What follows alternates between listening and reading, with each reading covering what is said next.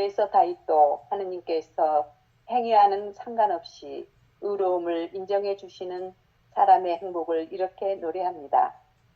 행복하여라. 불법을 용서받고 죄가 덮어진 사람들. 행복하여라. 주님께서 죄를 헤아리지 않으시는 사람. 그렇다면 이 행복이 할례받은 이들에게만 해당됩니까? 아니면 할례받지 않는 이에게도 해당됩니까? 우리는 하느님께서 아브라함의 믿음을 의로움으로 인정해 주셨다고 말합니다. 그러면 어떤 상황에서 그러한 인정을 받았습니까? 할례를 받은 다음입니까? 아니면 할례를 받지 않았을 때입니까? 할례 받은 다음이 아니라 할례 받지 않았을 때입니다. 그는 할례를 받지 않았을 때 믿음으로 얻은 의로움을 확증한 것으로서 할례라는 표징을 받았습니다. 이는 그가 할례를 받지 않고도 믿는 모든 사람의 조상이 되어 그들도 의로움을 인정받게 하려는 것이었습니다. 또한 아브라함은 할례받은 이들의 조상입니다. 그들은 할례를 받았을 뿐만 아니라 우리 조상 아브라함이 할례를 받지 않았을 때 걸어간 그 믿음의 발자취도 따라 걸었습니다. 아멘. 바울 사도가 로마인들에게 보낸 서신 편지인 로마서에 있어서 특별히 그 유대인들에 대한 얘기 중에 가장 핵심적인 얘기가, 유대인들은 자신들이 하느님의 자녀로서 표시를 냈는데 그게 바로 할례 표시를 하고 살았어요. 할례 받은 자와 할례 받지 않는 자라고 하는 것을 통해서 이방인과 유대인을 가르는 아주 중요한 표시로 생각했단 말이에요. 이제 그랬던 그 로마에 살고 있는 유대인들에게는 이 바울의 서간이 아주 충격적으로 받아들일 수 있는 거예요. 그러니까 의로운 행위를 통해서 구원받지 않는다.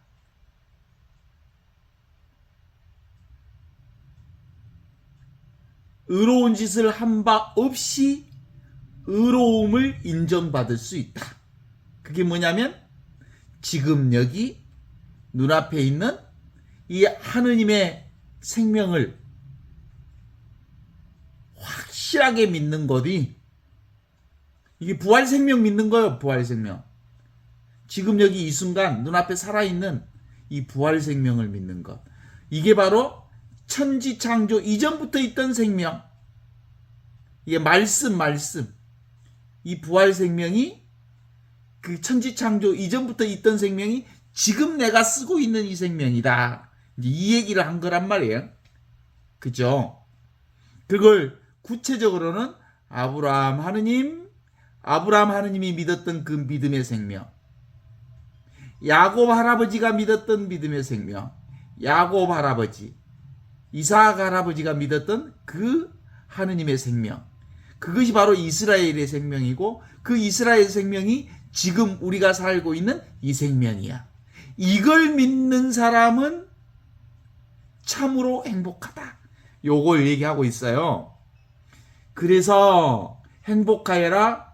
불법을 용서받고 죄가 덮어진 사람들.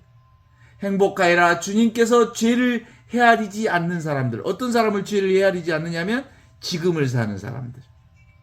이 하느님의 생명을 사는 사람들. 아브라함 하느님, 이삭 하느님, 야곱의 하느님, 이스라엘 하느님, 그 모든 이들의 하느님이 지금 나의 하느님인 것을 믿는 사람들. 이들은 참으로 행복을 받는 거다. 그 하느님이 누구 생명이요? 내 생명이라는 거예요. 이게 요즘 이제 부활절이니까, 특히 부활주간이니까, 그게 바로 경이로운 부재. 없어. 근데 있어. 없어. 근데 있는 생명. 너무나도 자명하게 우리 있죠? 존재하죠? 지금 존재하는 것을 아는 이 생명. 내가 살아있죠? 살아있는 이 생명이 바로 아브라함 할아버지 때부터 지금까지 쓰고 있는 이 생명이, 이게 바로 경이로운 부재 생명. 아까 제가 미사 때도 그 얘기를 했는데, 그래. 어머니가 돌아가셨는데 어머니가 무슨 생명이 되셨어? 내 생명이 된 거야. 이 생명이 된 거야. 그래서 나와 함께 밥을 먹고 나와 함께 물을 마시고 나와 함께 보고 듣고 느끼고 아는 생명. 이 생명이 바로 어머니의 생명이면서 나의 생명이면서 모세의 생명이면서 아브라함의 생명이면서 이삭, 야곱의 생명, 그리고 우리 모두의 생명이라는 거예요. 이 생명으로 모두가 살고 있다는 걸 믿는 이들은 참으로 행복하다. 불법으로 용서받지 않고 지금 이 생명을 믿는 그 믿음으로 용서받았다. 회개가 덮어진 사람들. 이게 그래서 행위로 구원되지 않고 이 믿음으로 구원된다는 생명이다. 행복하여라. 주님께서 죄를 헤아리지 않으시는 사람들은 바로 이 믿음을 가지고 사는 사람들은 죄를 헤아리지 않는다. 이렇게 얘기하고 있어요. 행위 없는 행위인 믿음. 행위 없는 행위인 믿음. 이걸 뭐라 그래? 무위, 무불위. 아무것도 하지 않는데 모든 것들이 다 되어지는 이 생명. 이것이 바로 우주 생명, 하느님 생명. 지금 이 생명이, 그쵸? 이게 바로 그리스도 생명이, 그리스도 의식이에요. 그리스도의 존재. 그래서 우리가 이 생명을 그리스도의 빌 루멘 크리스티. 그러면 하느님 감사합니다. 데오 그라시아스. 이렇게 얘기하는 이 하느님의 은총 생명. 이것이 지금 눈앞에 우리가 살고 있는 이 생명이다. 이건 할례보다 먼저 이전에 있었다는 것을 다음부터 이제 얘기하고 있어요. 보시오. 그렇다면 이 참된 행복이 할례 받는 이들에게만 해당이 됩니까? 아닙니다. 할례 받지 않는 이들에게도 충분히 해당됩니다. 이건 할례 받고 상관없이 사용하고 있는 생명. 이 생명이 지금 하느님의 생명이요, 이게 그리스도의 생명이다. 이렇게 얘기하고 있습니다.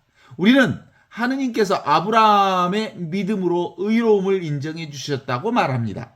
이 아브라함의 믿음이 바로 이 믿음을 얘기하는 겁니다. 그렇죠? 그러한 상황에서 그러면 어떤 상황에서 그러한 인정을 받습니까? 할례 받은 다음입니까? 아니면 할례를 받지 않았을 때입니까? 할례를 받은 다음이 아니라 할례 받지 않았을 때 일입니다. 자, 봐봐. 이게 뭔 얘기인지 아주 정확하게 표현한 거예요, 이게. 할례는 아브라함 이후에 모세의 율법에 의해서 할례와 할례 받지 않음이 생겨났어. 그러면 누구요? 아브라함은 모세 이전의 믿음이잖아요. 그러니까 이 아브라함의 믿음은 할례 받음과 할례 받지 않음과는 전혀 상관없이 누구나 이방인이나 그리고 유대인이나 상관없이 이 믿음을 깨달아 아는 사람, 그리스도의 빛으로 사는 사람, 그리스도의 의식으로 사는 사람, 그리스도의 생명으로 사는 사람들은 누구나 다 구원받았다. 참된 행복을 산다라는 얘기를 하고 있는 거죠. 그는 할례를 받지 않았을 때의 믿음으로 얻은 의로움을 확증한 것으로서 할례라는 표정을 받았습니다. 이는 그가 할례를 받지 않고도 믿는 모든 사람들의 조상이 되어서 그들도 의로움을 인정받게 하려는 것이었습니다. 또한 아브라함은 할례 받은 이들의 조상입니다. 그들은 할례를 받았을 뿐만 아니라 우리 조상 아브라함의 할례 받지 않을 때 걸어간 그 믿음의 발자취도 따라 걸었습니다. 그러니까 뭐가 먼저예요? 이제 뿌리로 얘기하면 뿌리를 본이라고 하고 가지를 말이라고 한다면 이 믿음이 본이고 할례는 그 다음에 따라오는 말이야. 그러니까 본 말이 본이 먼저고 본이 뭐예요? 뿌리가 먼저고 가지가 나중이란 말이에요. 거꾸로 가지에서 뿌리가 나오는 법은 없지. 안 그래? 뿌리에서 가지가 나온 거지. 그 믿음의 뿌리가 누구냐면 아브라함이거든. 그러니까 아브라함의 믿음이 우리를 구원하는 거예요. 지금 이 믿음.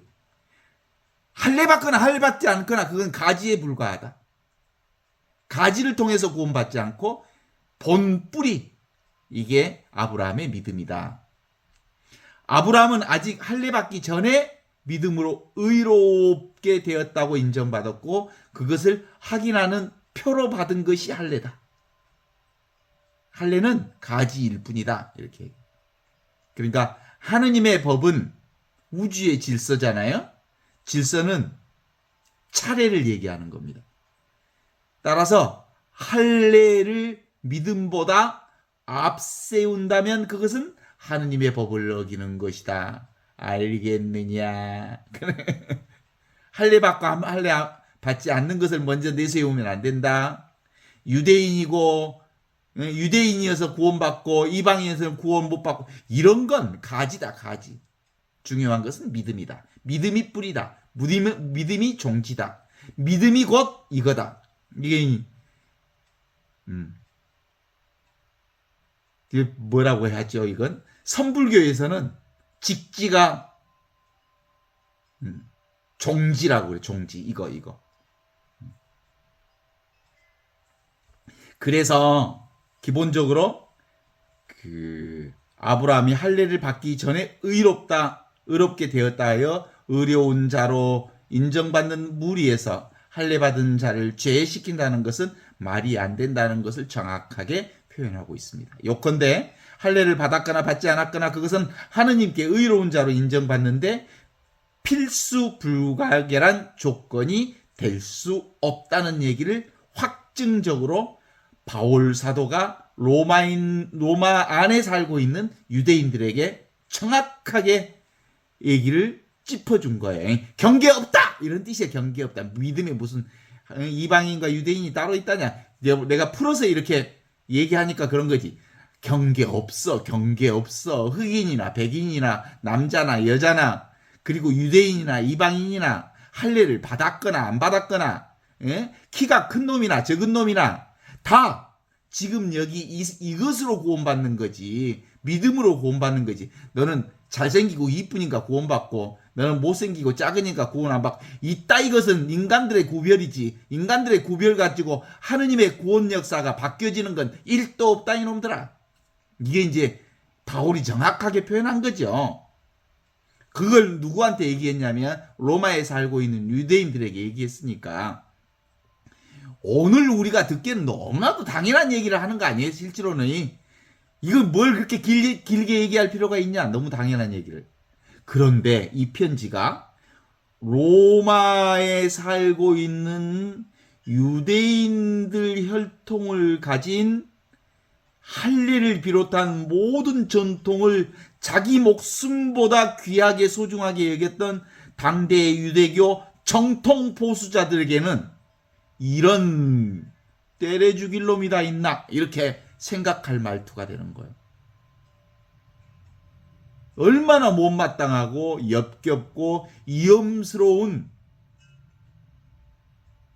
이단과 같은 유대교 입장에서 뭐 완전 이단이지 요. 그것도 뭐예요? 지도 유대인이면서 유대인을 까불어?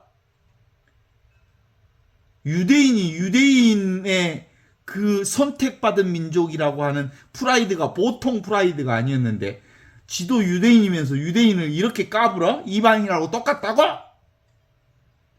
그랬으니 그들이 바울을 죽여 없애려고 한 것이 결코 무리가 아니지 않겠느냐 하는 생각이 저의 생각인데 동의하십니까?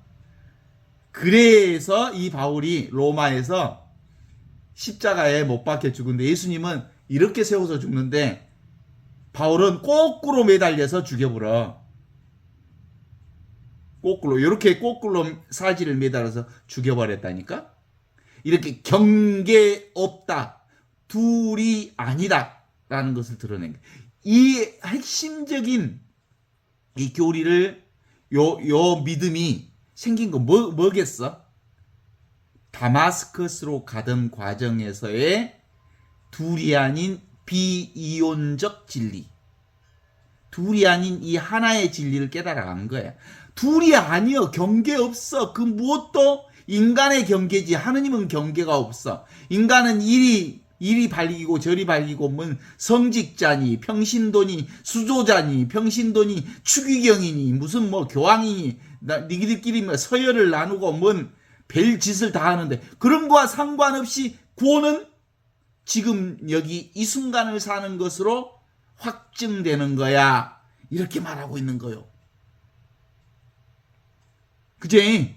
그런데도 불구하고 왠지 그 주교님이나 신부님이나 추기경 교황님은 직천당 갈 것 같잖아. 멋진 모자도 쓰고 뭔가 근사한 옷도 입고, 에?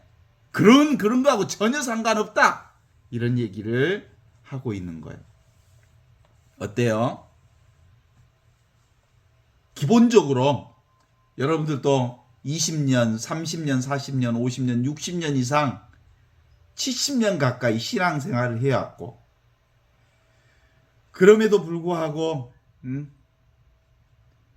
이런 인간의 생각과 인간의 느낌과 인간의 감정에 끄달리지 않을 수 없는 한계를 가지고 있어.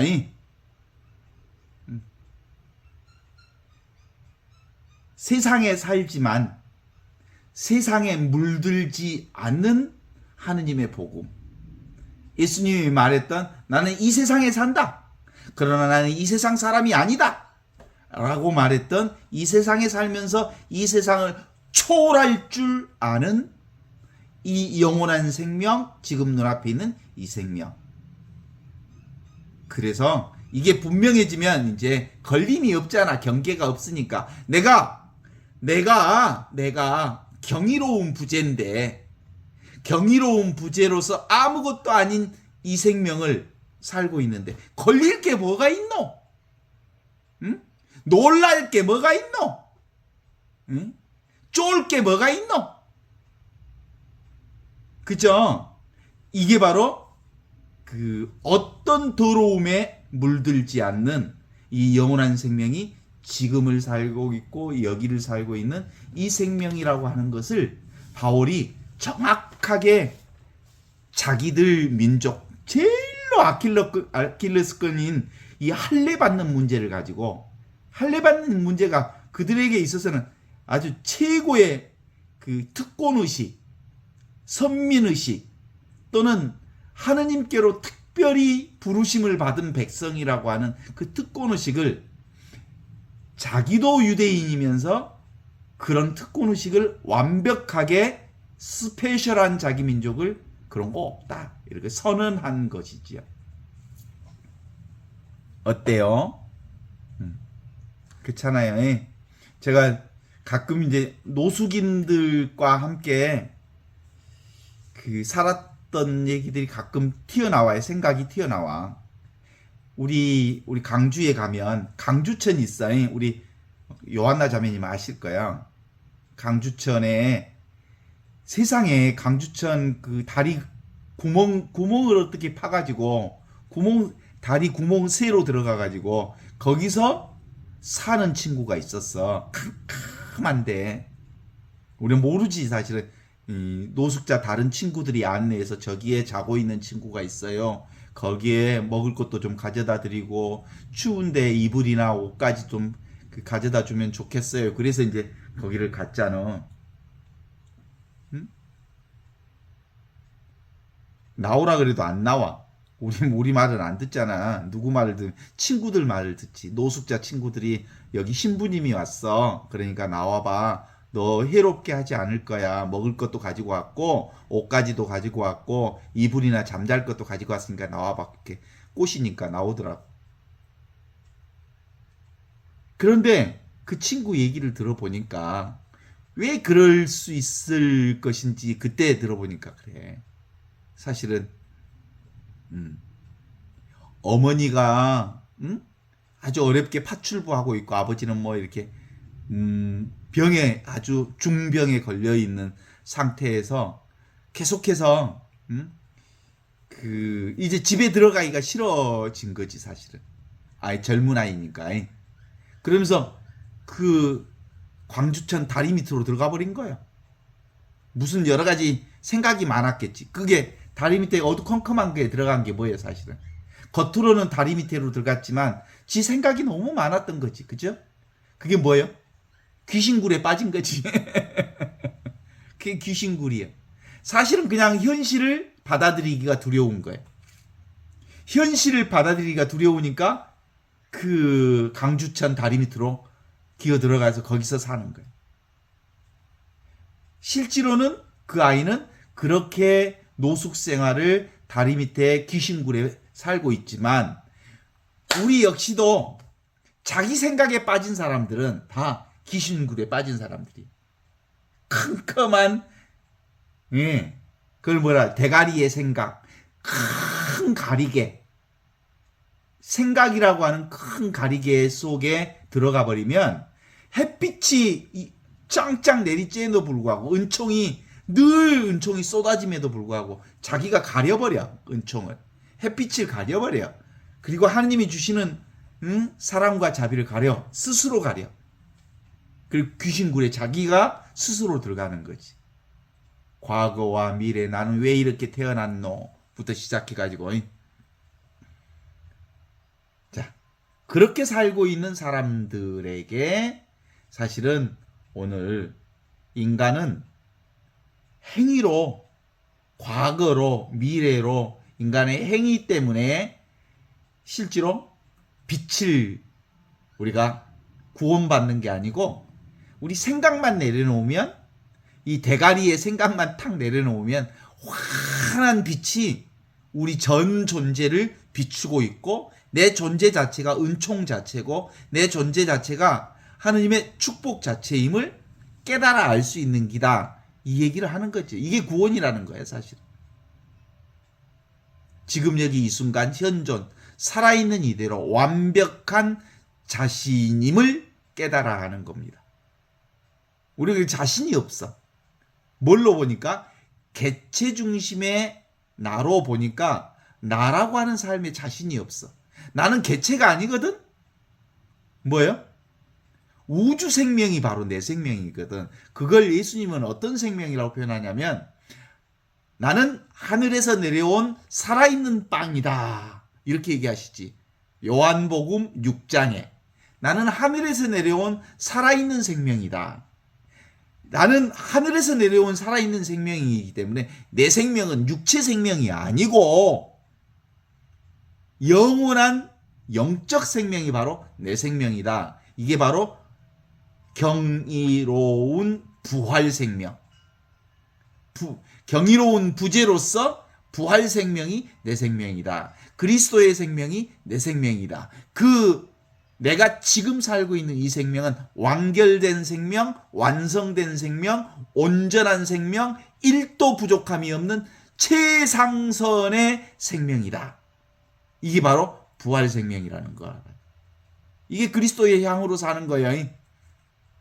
우리 안에 그리스도의 향이 하느님의 향기가 드러나지 않습니까? 하느님의 향기는 뭔 향기? 향기 없는 향기요. 그리스도의 향은 모든 향기를 맡는 향기, 모든 향기의 근원이 되는 향기지.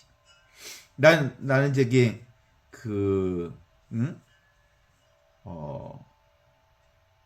사슴향 이 얘기를 들으면서 어느 날 사슴이 죽을 때 어떻게 절벽에 잘못 뛰어가지고 이 사슴이 찾고 싶었던 최고의 것은 뭔가 참 향이 난다. 그래서 그 향을 찾으러 돌아다녔다는 거야. 그런데 절벽에서 떨어져 가지고 이제 죽기 직전에 뻐지럭뻐지럭 하면서 자기 배꼽에서 사슴향이 났다는 거 아니겠어? 자기 몸에서 나는 향기를 자기 자신이 향 자체인데 평생 그 향을 찾고 돌아다니던 사슴 향이 산 절벽에서 떨어져 죽기 전에 그 사양 향의 향을 맡았다는 거 아니겠어? 이런 비유를 들으면서 방편 중에 참 좋은 방편이다.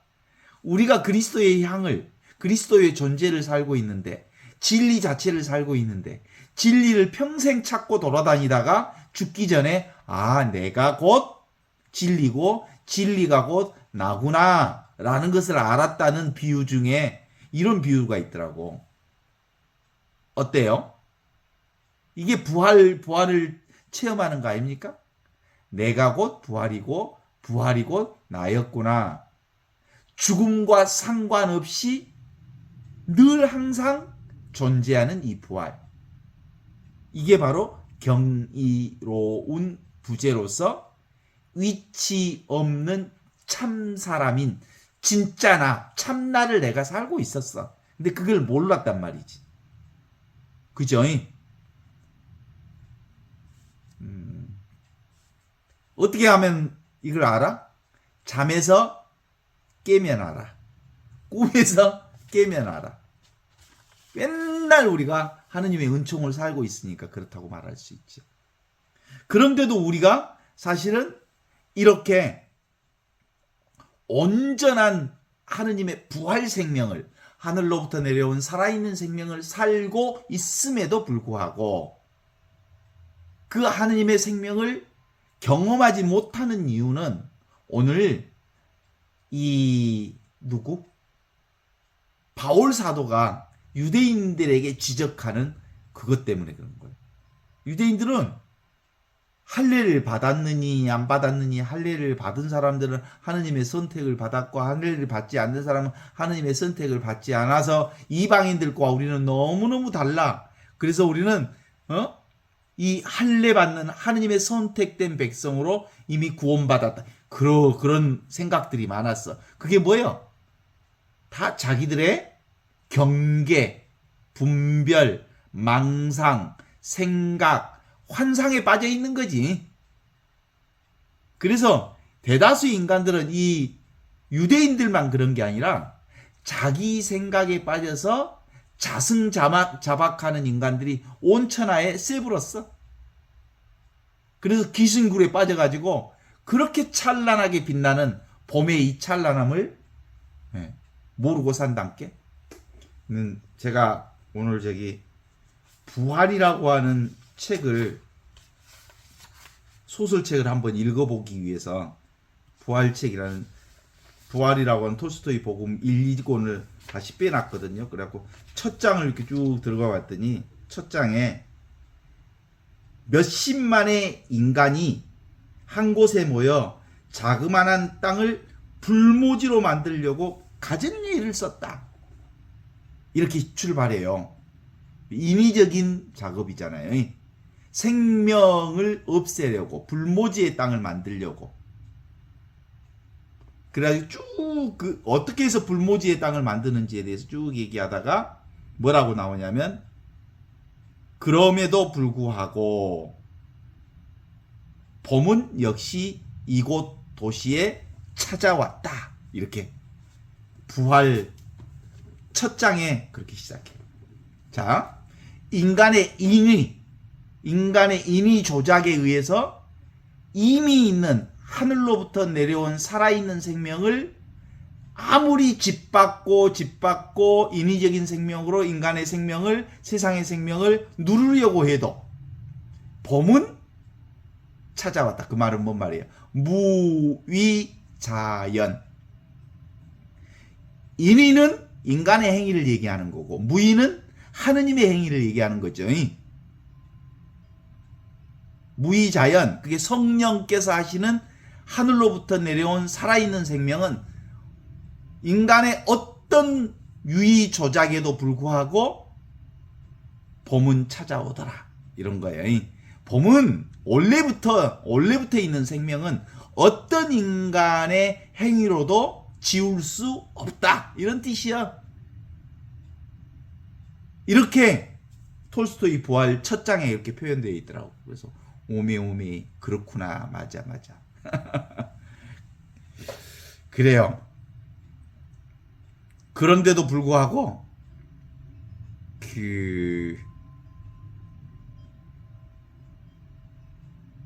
사람들은 들에 핀 꽃을 안 봐요.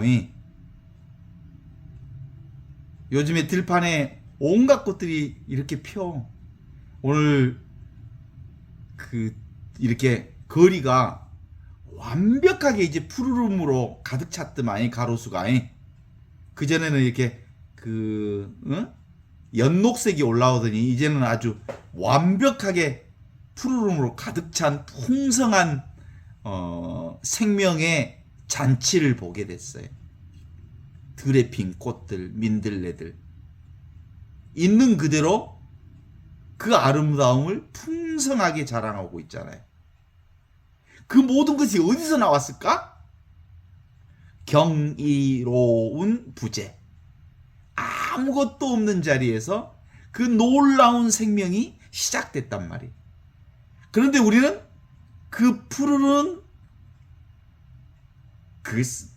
눈에 보이는 생명만 진짜인 줄 알아.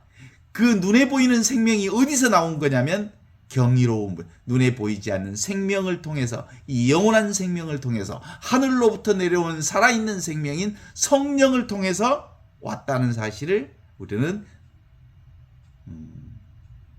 잊어버려.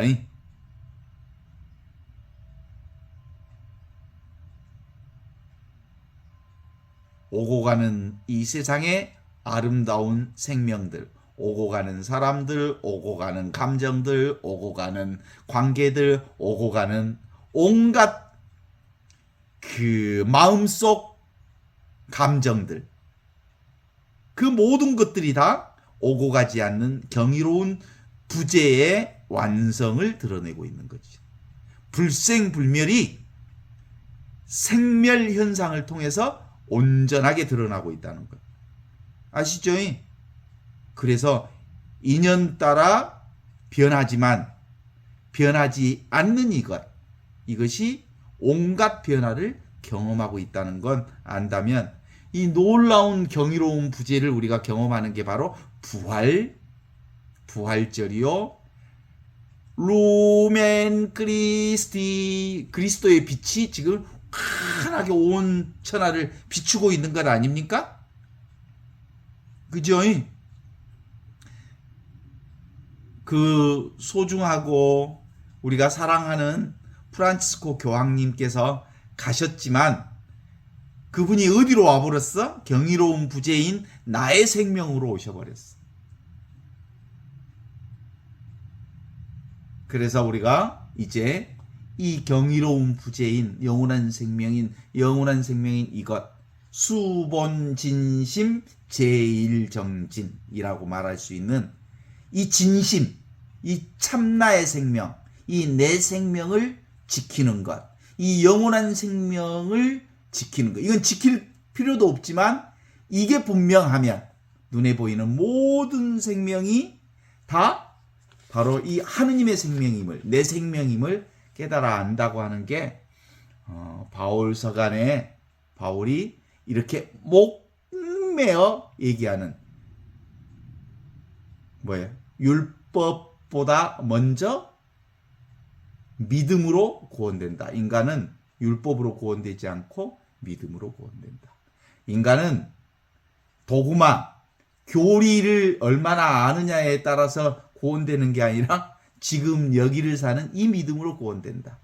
인간은 도구마, 교의라고 그러거든. 교의. 신학 공부를 얼마나 많이 해서 하느님을 아는 게 아니고 지금 여기를 사는 이 믿음으로 구원된다는 게 바울 사도의 핵심입니다.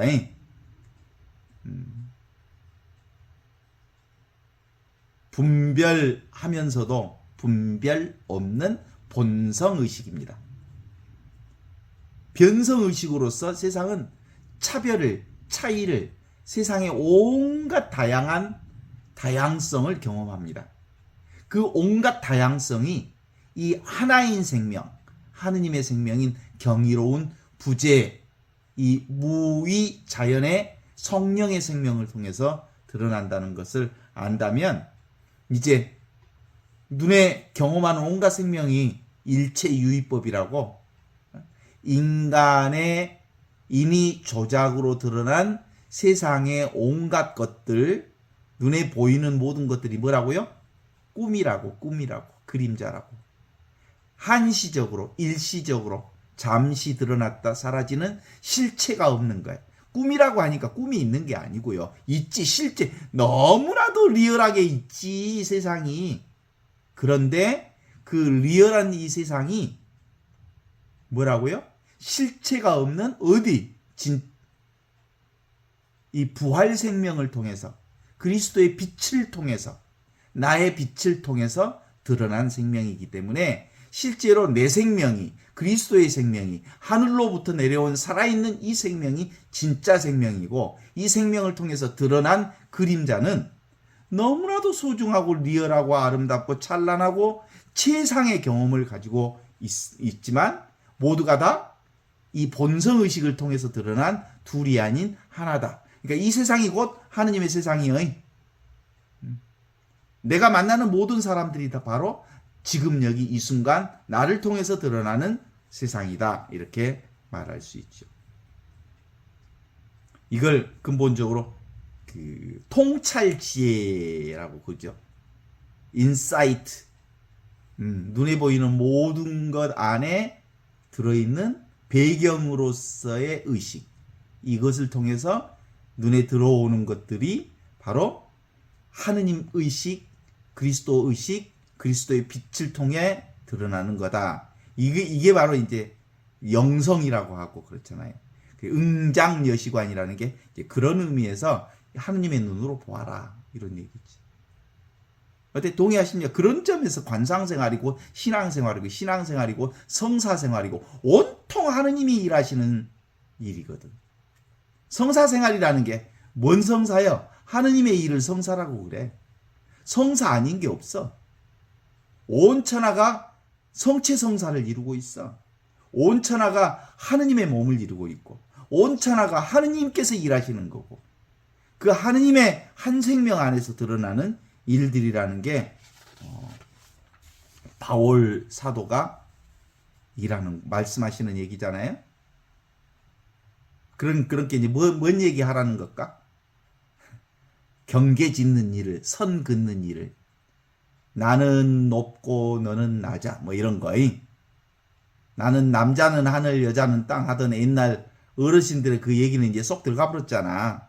한때는 남자는 하늘, 여자는 땅, 그래가지고 맨날 남자 날라고 남자 선호 사상이 조선시대 이후에 얼마나 그래갖고 여자들은 저기 제사 정말 얼마나 정성을 들여가지고 제사 준비를 싹 해놓고도 정말 제사 지낼 때는 여자 니기들은 빠져. 그래놨잖아. 에? 이런 게 다 뭐예요? 인간이 그어오는 선들이죠, 선. 차별선. 그런 거 사실은 그 귀신밥상 차려놓은 거 아니야, 사실은? 그 귀신밥상 차려놓으면 귀신들이 그거 얻어먹고 가? 얼마나 인간의 유치한 행위요, 이 제사라는 게. 그쵸? 그런데도 지금도 하고 있어. 그런데 놀라운 것은 가톨릭 교회의 미사를 제사라고 하는 흔적이 남아있어. 아시죠? 실제로는 가톨릭 교회의 미사는 제사 흔적이 사실은 완벽하게 지워져야 돼. 지금 여기 그리스도를 통하여 그리스도와 함께 그리스도 안에서 성령과 하나 되어 전능하신 천주 성부 모든 영예와 영광을 영원히 받으소서. 그리스도를 통한 미사, 그리스도와 함께하는 미사, 그리스도 안에서 하는 미사, 성령과 하나 되는 미사가 우리 그리스도인들의 신앙이라고 하는 걸 미사 전례를 통해서 고백하는 거죠. 그래서 이제 뭐라고요? 인간의 행위를 내려놓는 거예요. 아가 그만 집지어라. 그걸 이제 엎짓는다고 그래. 인간의 행위를 우리 동양 특히 한국 사람들은 아주 쉬워. 이런 얘기 업장이 너무 두꺼워서 안 되겠다 니는 그래. 그 업장이 뭐야? 과거나 미래의 생각, 과거 생각, 이 생각의 업장이 너무 두껍다는, 자아의 업장이 너무 두껍다는 얘기지. 그 말은 그 업장, 집 짓는 짓거리를 이제 그만 멈추어라. 네 생각을 그만 멈춰라. 네가 사는 게 아니어야. 누가 살아? 전체 우주가 살아야, 하느님이 살아야. 그 하느님의 생명이 네 생명이다. 개별적인 내가 산다고 하는 건지 그만해라. 그러는 거죠. 그걸 말해서 본성의식, 순수의식, 내 살림살이, 하느님의 살림살이, 경이로운 부재, 아무것도 없는데 모든 것은 이 아무것도 없는 자리에서 이루어지는 거다 라는 얘기를 하는 거예요. 그러니까 이제 이해하려고 하지 마. 이해되지도 않아, 이 세상살이. 그죠? 욕망하고 온하고 잡으려 한다고 해서 내가 원하는 대로 이 세상이 흘러가 주지 않아. 그죠? 어떤 점에 있어서는 씨 뿌리는 대로 거두기도 하죠. 그거 인과법칙이라고 하잖아. 인과응복. 뿌린 대로 거두어. 그러나 모든 것이 내가 뿌리는 그대로 정확하게 그렇게 되지는 않아. 하늘이 도와줘야 되는 거지. 그죠? 그래서 성실하게 살아야죠. 노력도 하고. 그러나 뿌리는 것은 성실하게 인과를 만드는 것은, 인을 만드는 것은, 인연을 만드는 것은 성실하게 잘 만들지만 그 인에 의한 과보를 받는 것은 내 영역이 아니에요. 그죠? 그래서 보통 그 시크릿 끌어당기는 법칙, 그런 공부하는 사람도 있어. 내가 생각하고 내가 의지를 내고 내가 끌어당기는 힘을 가지는 사람은 내가 생각한 대로 세상이 이루어진다고 그래. 그래, 맞아. 그 말이 틀린 말까 아닐 수 있어. 그러나 100%는 아니야. 50%까지 맞을 수 있을지 없을지 모르겠어. 그잖아요. 그래서 근본적으로 인간의 경험은 다 하느님, 직접적인 이 하느님을 통해서 이 하느님과 함께 그리스도 안에서 그리스도를 통하여 성령과 하나 되어 이루어지는 일이다.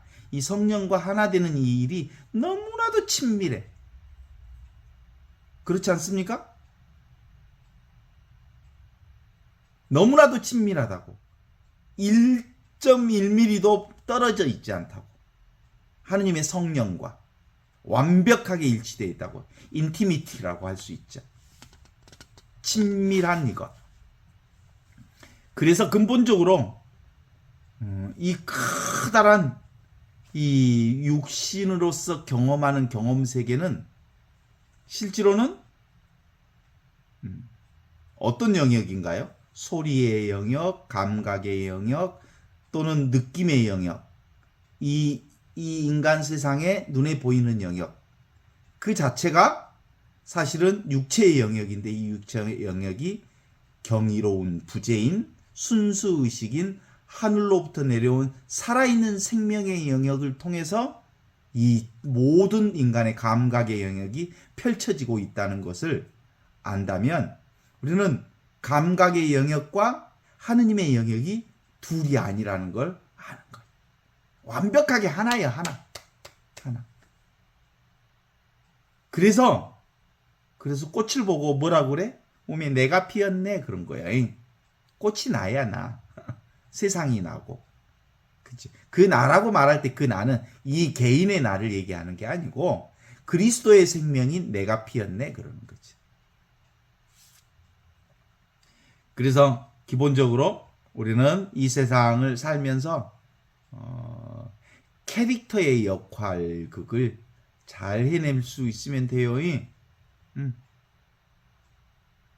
어머니 역할 할 때는 어머니 역할도 하고 아빠 역할 할 때는 아빠 역할도 하고 또 온갖 역할이 다 중요해진다는. 특별히 여성들에게는 이름이 되게 많더만. 엄마도 되고 아줌마도 되고 또는 애기씨도 되고 막 별거 다 되더만. 한 생명에게 주어지는 역할이 그만큼 여성들이 할 수 있는 일들이 많다는 거죠. 역할이 많다는 걸. 그러나 여성이나 남성이나 똑같은 이 한 생명을 살고 있다는 걸 안다면 여성이라고 너무 뻐기지 마시오. 우리가 그동안에 이제 귀농학교를 오랫동안 했잖아요. 귀농학교를 하면서 느낀 게 그래. 먼저 남자들이 귀농한다고 막 달려가. 생각으로부터 먼저 농촌에 살고 싶어가지고. 여자들은 안 가고 싶다. 농촌이 얼마나 힘드는지 아니까 안 가고 싶다고 뻐기고 있다가 어쩔 수 없이 이제 남편 따라서 가면 실제로는 여성은 몸 자체가 땅과 훨씬 더 익숙한 거예요. 자신이 생명을 품어봤고 생명을 낳아봤고 생명을 키워본 경험이 있기 때문에 자연과 너무 유사해. 그 경험이 훨씬 더 많아. 그래서 남자들보다 훨씬 자연에 익숙해져. 그래서 보통 이제 귀농에서 온 사람들한테 물어보면 그래. 진짜로 귀농에서 와서 진짜 귀농인이 되는 건 여성들이 귀농인이 되고 남자들은 아직도 땅하고 익숙해지려고 애를 써. 이제 일하면 누가 일해? 여성이 일하고 남자들은 뭐 경운기 고치러 읍내 갔다 온다 한다 그러면서 몇 번 그러면서 일도 하지도 않으면서 뭔 농기구 왔다 갔다 하면서 오전이 끝나고 또 누구 저기 읍내 면사무소 갔다 온다 하면서 또 오후가 끝나고 일은 여성이 다 하고 폼은 남자들이 다 잡고 그런다네. 그런 거예요. 온몸으로 실제로 우리의 삶은 몸으로 사는 거기 때문에 그런 거예요. 생각은 남자들이 앞서지. 근데 실제로 삶은 여성인들이 더 잘 사는 것들을 보게 된다고들 얘기하더라고. 그런 요즘에 제가 사실은 저도 사실은 여기 시골에서 뭐 좀 해보려면 잘 안 되더라고. 텃밭 하나도 잘 안 되더라고. 시기를 넘겨버리고. 그래서 삶은 사는 게 아니라 삶은 사라지는 거예요. 그냥 사는 거예요. 그래서 어때요? 사라지는 대로 삽시다. 그걸 just doing, 그냥 doing 하는 거예요. just being, 그냥 존재하기, 그냥 느끼기, 그냥 듣기, 그냥 살기. 이게 바로 머리 굴리지 않고 사는 방법입니다. 그냥.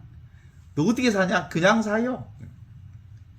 그래서 실제로 머리로 사는 것, 생각으로 사는 것, 지금을 사는 게 아니기 때문에 그냥 주어진 대로 받아들이는 훈련들이 우리 삶을 온전히 하나가 되게 하는 거죠. 기본적으로 그 예수님의 최고의 마지막 기도가 그런 거잖아요.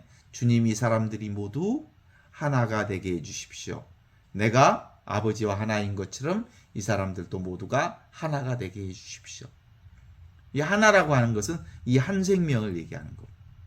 따라서 삶은 문제가 아니에요. 인간의 생각이 문제지.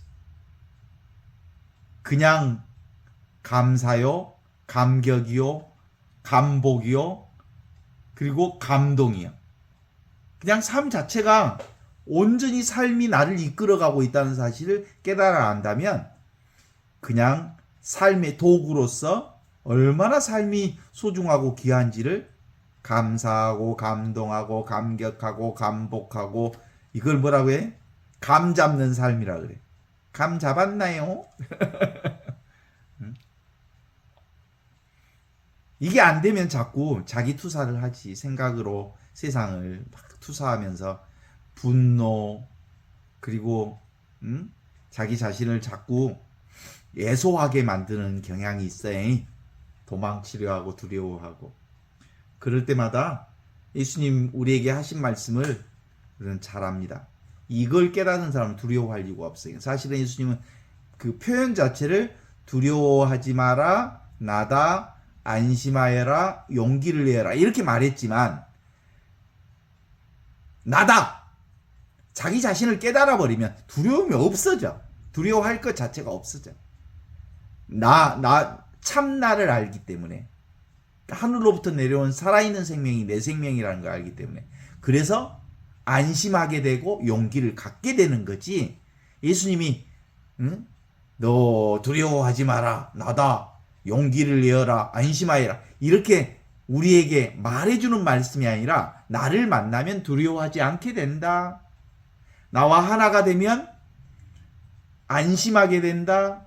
나도 모르게 용기가 나게 된다. 그래서 쫄지 않게 된다. 삶이 당당하게 된다. 어디에도 걸림이 없어진다. 그리고 놀라지 않게 된다. 어떤 더러움도 이 자리에는 묻지 않는 지금력이 이 순간의 삶이라는 게 그런 거다. 이렇게 얘기하는 거죠.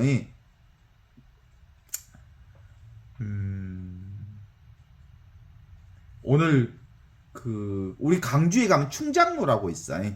우리 젊었을 때는 신학교 때 애출을 2번 해요. 애출을 수요일날 애출 1번 하고 그 다음에 미사 끝나고 주일날 애출 1번 하고 그러면 갈 데가 딱 강주에서는 어디? 충장로밖에 없어. 충장로에서 만나자라는 말을 우리는 우다방에서 만나자 그래. 충장로 우체국에서 만나는 게 우다방이야. 그러니까 누구를 만나자고 약속하면 충장로 우체국에서 만나자 그래. 거기 만나서 이제 충장로 구경하고 돌아다니지. 그래 가면 꼭 어디 가겠어? 충장로 가서 사람 구경하고 맥주 한잔 마시고 그 다음에 까리따스 서원에서 책 한 권 사고 그리고 이제 학교로 다시 기숙사로 복귀하는 일들이에요. 그게 다 늘 이렇게 애출하고 나오고 그러는 것들이 다 실제로는 삶을 배우러 다니는 거예요. 삶을. 그럼에도 불구하고 우리는 늘 어떤 신학생들은 어떤 훈련을 받았냐면 신부다워져라, 신학생다워져라 이런 훈련을 많이 받았어. 얘가 걸어 다닐 때도 일자걸음 해라. 일자걸음. 팔자걸음 하지 말아라. 어깨 흔들지 마라. 그러면서 왠지 신학생 냄새를 풍겨라. 신부 냄새를 풍겨라. 특수훈련을 받았어요, 사실은. 근데 실제로 특수한 사람이 되도록 훈련을 받았는데 알고 봤더니 예수님의 복음은 특수한 삶을 가르치는 복음이 아니었어. 예수님의 복음은 뭐예요? 보편 진리를 가르치는 거였어. 그리고 카톨릭이라고 하는 이름도 보편 종교를 얘기하는 거예요. 보편 진리를 가르치는 곳이 카톨릭이요. 근데 우리는 어떻게 신부 냄새가 난고 신학생 냄새가 난고 신학생 냄새와 신부 냄새를 그렇게 찾고 돌아다녔는데 내가 이제 신부 냄새가 뭔지 알았다. 냄새 없는 냄새가 신부 냄새고 특별하지 않는 냄새가 신학생다움이고 특별하지 않음이 신부다움이야. 그런데 그동안 우리는 신부다움이 특별한 인생살이를 신부다움인 줄 알았어. 그죠? 근데 실제로는 보편 진리는 무엇을 통해서 드러나냐면 특수한 삶을 통해서 특수한 삶이 곧 보편 진리와 다르지 않음을 깨닫는 거예요.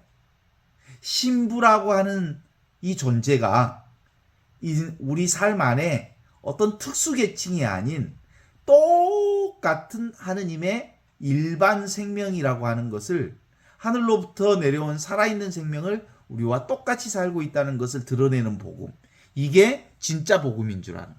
그런 점에서 교황 프란치스코 교황님은 실제로 당신 스스로가 교황이라고 하는 신분을 가지고 있지만 정말 일반인과 똑같은 모습으로 드러내려고 경계 없음을 보완해. 어쩔 수 없이 교황이기는 하지만 가난한 사람들과 똑같다, 그리고 아픈 사람들과 똑같다라고 하는 이 경계 없음을 드러내기 위한 작업들을 참 많이 하셨던 분으로 기억할 수 있어요.